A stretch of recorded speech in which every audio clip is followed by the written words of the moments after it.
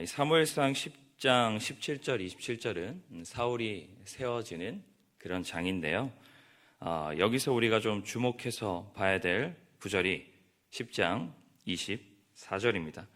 24절에 보면 모든 백성 중에 짝할 이가 없을 정도의 완벽한 왕으로서 사울을 세우고 있음을 발견하기 때문입니다. 10장 27절에는 비록 그를 인정하지 않은 불량배도 나오죠. 그러나 그것은 단지 그가 가장 작은 지파였던 베냐민 출신이었기 때문이지 그의 능력에 대한 것은 아니었습니다. 우리가 10장 23절에 나오는 키가 어깨보다 컸다라는 표현이 나오는데요. 이것은 이스라엘의 관용어입니다. 관용어는 무엇이냐면 한국말에는 목이 빠지게 기다리다라는 말이 있죠. 오랜 시간 사람을 기다릴 때 쓰는 표현입니다. 이와 마찬가지로 이스라엘에서 키가 어깨보다 컸다라는 표현은 능력이 출중한 사람에 대한 관용어입니다. 단지 그러니까 성경이 이 사울을 키가 큰 사람으로 표현하고 있는 것이 아니라 얼마나 능력이 출중한 사람인지를 이 관용어를 통해서 표현하고 있다는 말씀입니다. 즉 사울은 단지 용모가 키가 컸다라고 표현을 할 때 얼굴이 잘생기고 키가 큰 사람임을 의미하는 것이 아니라 누구나 인정할 정도로 능력이 출중한 왕이 될 만한 제목이었음을 의미한다는 것이죠. 이것을 더욱 증명해 주는 것이 10장 26절인데요. 거기에 보시게 되면 사울이 기브아의 집으로 돌아갈 때 유력한 자들이 따라간다고 되어 있습니다. 이 유력한 자들은 일종의 군대로서 급조된 민병대를 의미합니다. 당시 이스라엘 백성들은 블레셋의 압제로 두려워하고 있는 상황이었습니다. 그래서 누구도 전쟁을 할 마음을 가지지 못했어요. 그런데 이 사람들이 갑자기 용기를 내더니 민병대를 세웁니다. 무엇을 의미하는 것일까요? 사울이 그들에게 용기를 심어준 것입니다. 야, 우리가 이 사람과 함께하면 블레셋을 무찌를 수 있겠다라는 용기를 심어줄 정도로 모든 사람들에게 인정받을 만한 가장 완벽한 왕이 바로 사울이었다는 것입니다. 그런데 제가 완벽한 왕을 세우는 것이 뭐가 잘못됐다고 여러분들에게 주목해야 된다고 말씀을 드렸을까요? 블레셋의 압제 속에서 완벽한 왕을 세우면 좋은 것 아니겠습니까? 그런데 뭐가 잘못돼서 제가 완벽한 왕을 세우는 것을 주목시켰을까요? 이스라엘 백성들은 이스라엘이 약한 이유가 다른 나라와 같이 왕이 없기 때문이라고 여겼습니다. 그래서 사무엘에게 왕을 요구하게 되는데 하나님은 이것을 단지 사무엘을 버리는 것이 아니라 하나님을 버리신 것이라고 말씀하셨습니다. 하나님께서는 그래서 사무엘을 통해서 너희가 나를 버린 것은 큰 잘못이고 결국 후회하게 될 것임을 말씀하고 계십니다. 그렇다면 이스라엘 백성들이 후회를 하려면 완벽한 왕을 세워주셔야겠습니까? 못난 왕을 세워주셔야겠습니까?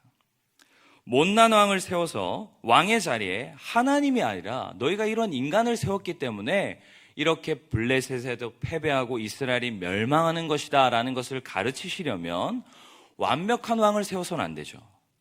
못난 왕을 세워야만 합니다.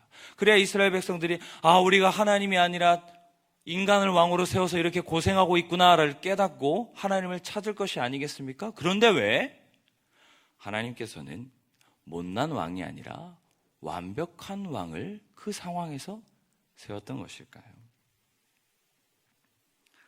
그 어떤 완벽한 왕도 하나님을 대체할 수 없다라는 것을 하나님은 아셨고 자신감이 있으셨기 때문입니다.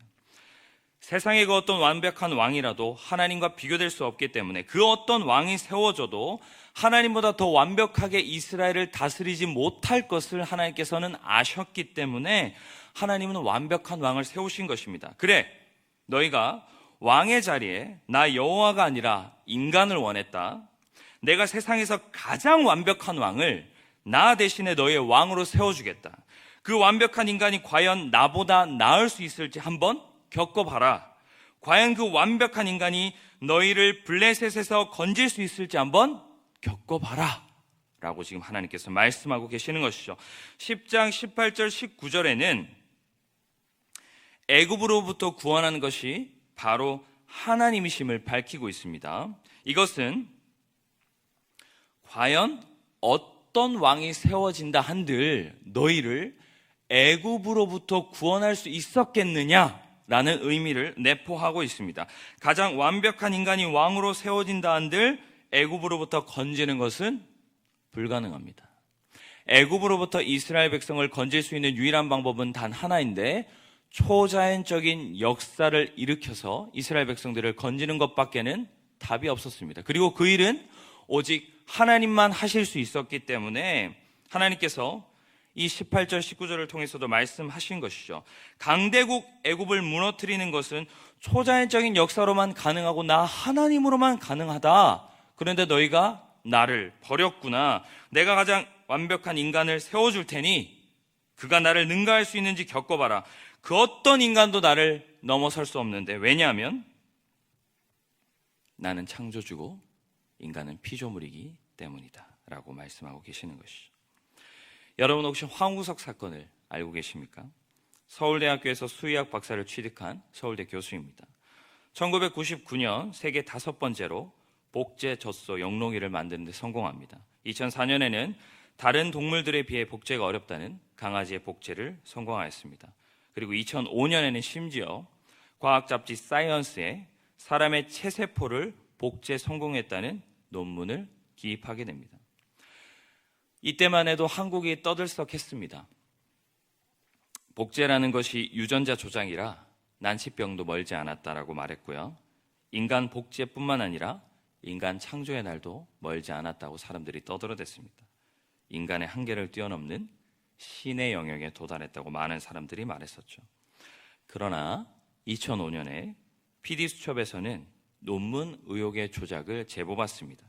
그래서 서울대에선 조사위원회를 구성하여 황우석 박사 논문을 조사한 결과 2006년 사이언스에 기고된 인간 체세포 복제 논문이 허위임이 판명됩니다. 그리고 결국 황우석 교수는 서울대에서 교수직을 파면당하게 됩니다. 인간을 창조하는 일은 하나님 외에는 그 누구도 할 수가 없습니다. 이것이 바로 창조주와 피조물의 차이입니다. 피조물은 죽었다 깨어나도 할 수 없는 일을 할 수 있는 분이 바로 하나님이십니다. 그래서 그 어떤 완벽한 인간이 이스라엘에 세워진다 할지라도 하나님보다 더 완벽하게 이스라엘을 다스릴 수 없고 통치할 수 없고 아름답게 만들 수가 없습니다. 하나님은 자신이 있으셨던 것이죠. 아무리 완벽한 인간을 세운다 한들 그 인간이 하나님을 따라갈 수 없고 그 인간이 하나님을 대체할 수 없으며 그러므로 반드시 인간은 그 하나님을 다시 찾게 될 것을, 아무리 완벽한 인간을 세우더라도 그렇다는 것을 하나님은 아셨기 때문에 아이러니하게도 못난 왕을 세우신 것이 아니라 오히려 가장 완벽한 왕을 인간들에게 주셨던 것입니다. 오늘날 안타깝게도 수많은 그리스도인들은 하나님을 세워야 될 그 인생의 중심의 자리에 피조물을 자꾸 세우려고 합니다. 하나님보다 돈을 더 의지하기 시작하고 하나님보다 권력이나 직장이나 다른 많은 것들을 더 의지하기 시작합니다.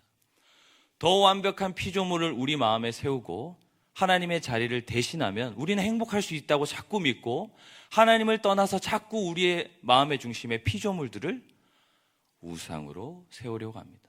더 좋은 집, 더 좋은 차, 더 좋은 것들, 더 완벽한 세상의 피조물들을 하나님을 대신해서 우리의 마음의 중심에 놓으려고 한다는 것이죠. 그러나 여러분,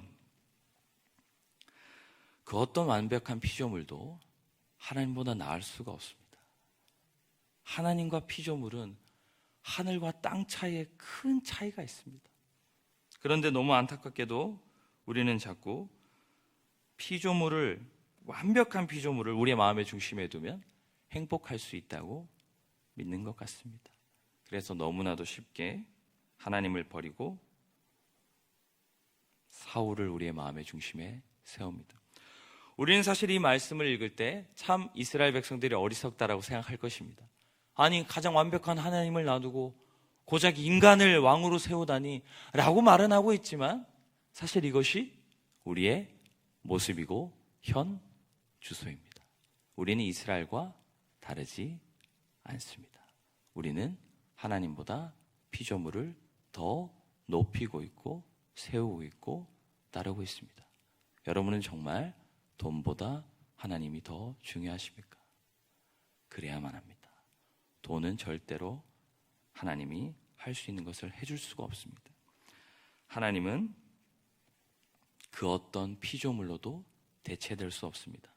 여러분 마음의 중심에 오늘 이 말씀 꼭 깊이 새겨셔서 혹여나 하나님 대신에 다른 것들을 자꾸 여러분의 마음의 중심에 두고 싶은 유혹이 생기신다면 이겨내시고, 하나님은 창조주시고 세상의 모든 것들은 아무리 완벽하다 한들 피조물에 불과하다. 그러므로 그 어떤 피조물도 하나님을 대체할 수 없다. 내 마음의 중심에 하나님만 세우고 나는 하나님만 따르겠다라는 모습으로 어리석었던 이스라엘과 같이 하나님을 버리고 사울을 세웠던 그런 모습이 아니라 온전히 하나님을 여러분의 삶의 왕으로 세우시는 그런 은혜가 있기를 간절히 소망합니다. 기도하겠습니다.